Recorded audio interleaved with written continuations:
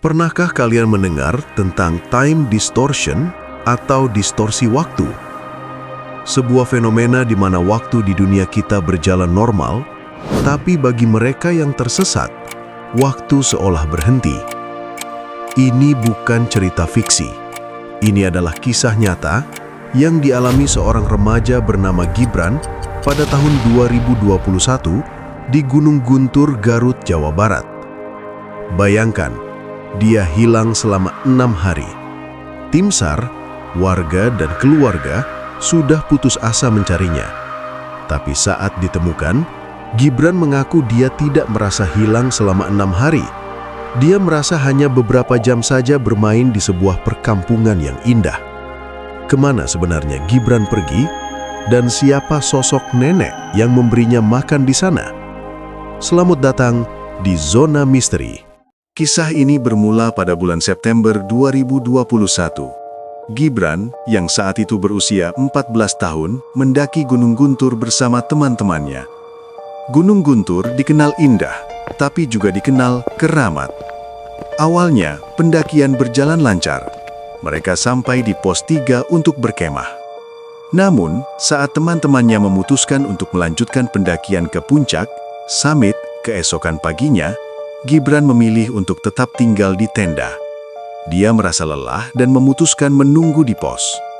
Ini adalah keputusan yang fatal.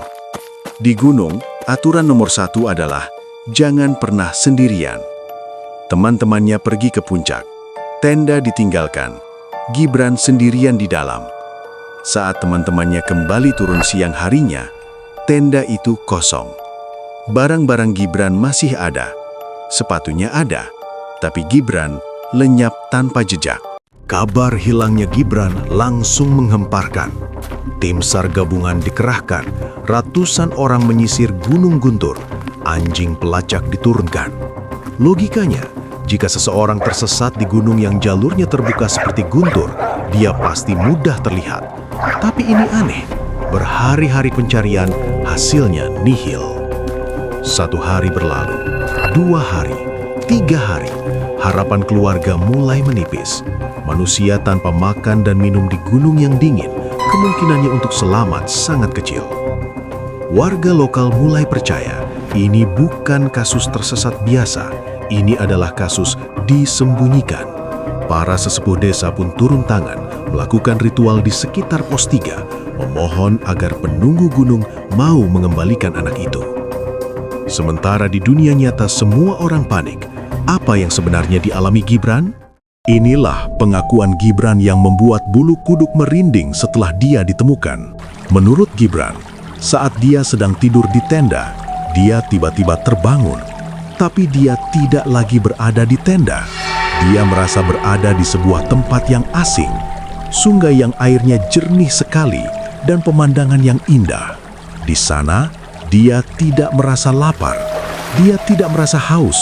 Dan anehnya, matahari tidak pernah terbenam. Langit selalu terang, seperti sore hari yang abadi. Tidak ada malam di sana. Gibran juga bertemu dengan sosok-sosok misterius. Ada 5 sosok berbaju putih yang wajahnya tidak jelas.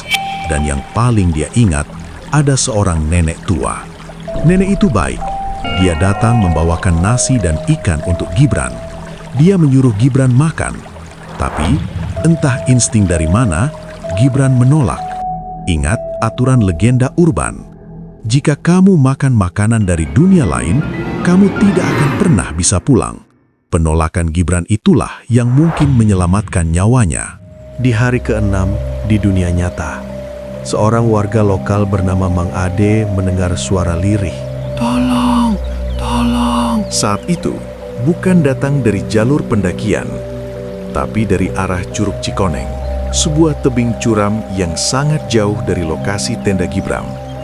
Secara logika manusia, mustahil Gibran bisa berjalan ke sana tanpa perlengkapan, melewati hutan lebat dan tebing terjal. Saat ditemukan, Gibran duduk lemas di atas batu. Dia tidak memakai jaket, tidak memakai alas kaki. Tapi anehnya, tubuhnya bersih. Tidak ada luka goresan parah selayaknya orang yang tersesat 6 hari di hutan. Pertanyaan pertama Gibran saat melihat tim SAR adalah, Kenapa kalian nyariin? Aku kan baru sebentar di sini. Padahal dia sudah hilang selama 6 hari 5 malam. Kisah Gibran menjadi bukti nyata betapa tipisnya batas antara dunia kita dan dunia mereka. Gunung bukan hanya tumpukan tanah dan batu. Di sana ada kehidupan lain yang tidak terlihat mata. Sikap sopan, tidak sombong, dan tidak melamun adalah kunci keselamatan. Bagaimana menurut kalian? Apakah Gibran benar-benar masuk ke dimensi lain?